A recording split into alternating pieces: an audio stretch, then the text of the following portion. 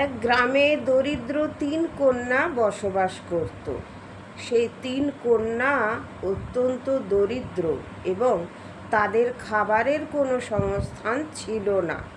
সেই দরিদ্র তিন কন্যাকে গ্রামের মানুষজন গ্রাম থেকে বাইরে বের করে দিয়েছে।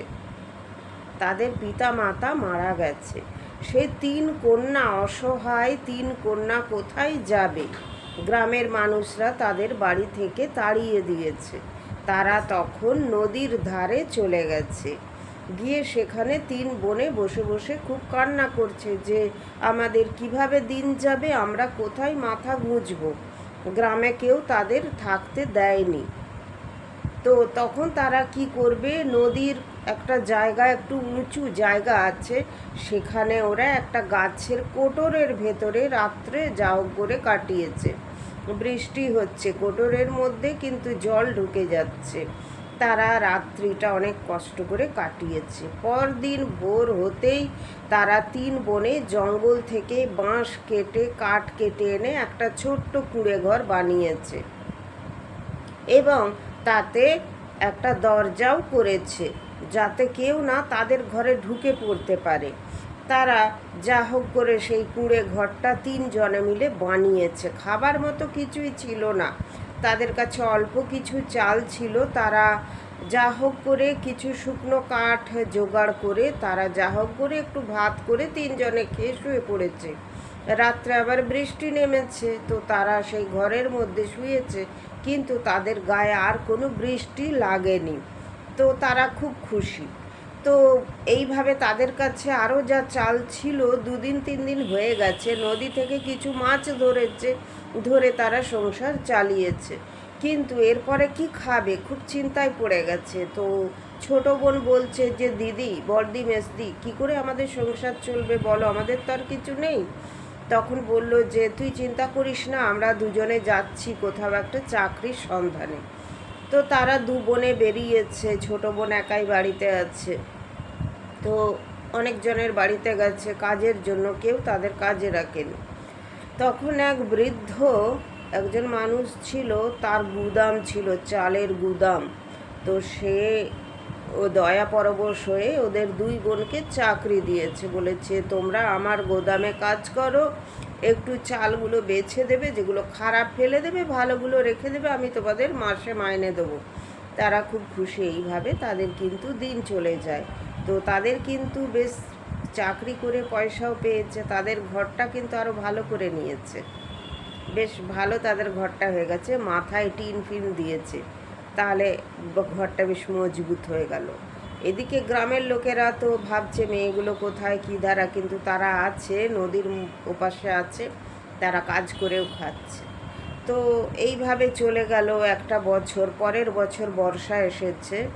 ভগবানের কি লীলা, এমন জোর বর্ষা এসেছে সারা গ্রামকে ভাসিয়ে দিয়েছে। তো সমস্ত মানুষ কি করবে, কোথায় যাবে, কোথায় থাকবে, খুব চিন্তা। যে যার বড় লোকরা ঠিক আছে, 2-3 তলা বাড়ি, তারা বাড়ির ওপরে থাকছে, কিন্তু একটু যারা গরিব মানুষ, 1 তলা বাড়ি, তাদের ঘর ফর ভেসে গেছে, সবাই এদিক ওদিক ছুটে বেড়াচ্ছে। তখন কিছু কিছু মানুষকে এই তিন বোন কলার ভেলাই করে এসে নিয়ে গিয়ে তাদের বাড়িতে রেখেছে, বলেছে আপনারা এখানে আসুন, আমাদের বাড়িটা কিন্তু অনেক উঁচু জায়গা, এখানে এসে আপনারা থাকুন, যতদিন না গ্রামে জল নামছে আপনারা যাবেন না। মানে যারা খুব অসহায় ছিল, তো তাদেরকে ওই এর মধ্যে রেখেছে, ওদের ঘরে রেখেছে। তাদের কাছে যা চাল ছিল, ডাল ছিল, তেল নুন ছিল, তারা প্রতিদিন খিচুড়ি রান্না করে সেই গ্রামের সমস্ত মানুষকে খাইয়েছে।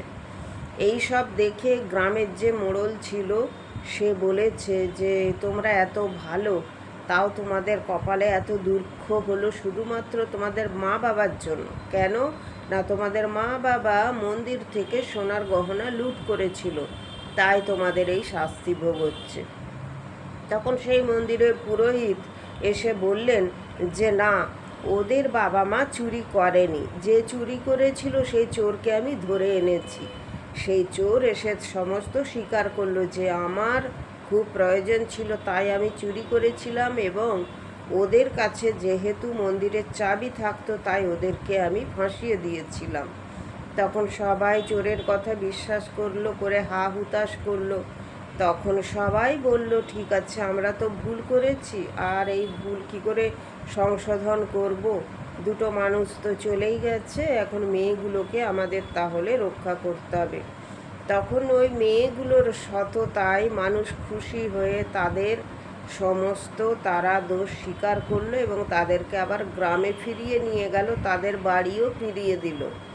তারা তাদের বাড়িতেই থাকতে লাগলো এবং গ্রামের লোকজন মিলে সেই 3 বোনকে ভালো ভালো পাত্র দেখে আবার পাত্রস্থও করে দিল। কেননা তাদের মনে একটা অপরাধবোধ আছে যে তাদের ভুলের জন্যই ওদের বাবা মা চলে গেছে।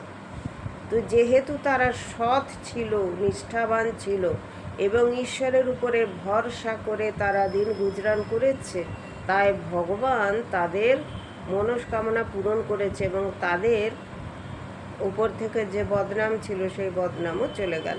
হয়তো দেরিতে হলো, কিন্তু হলো।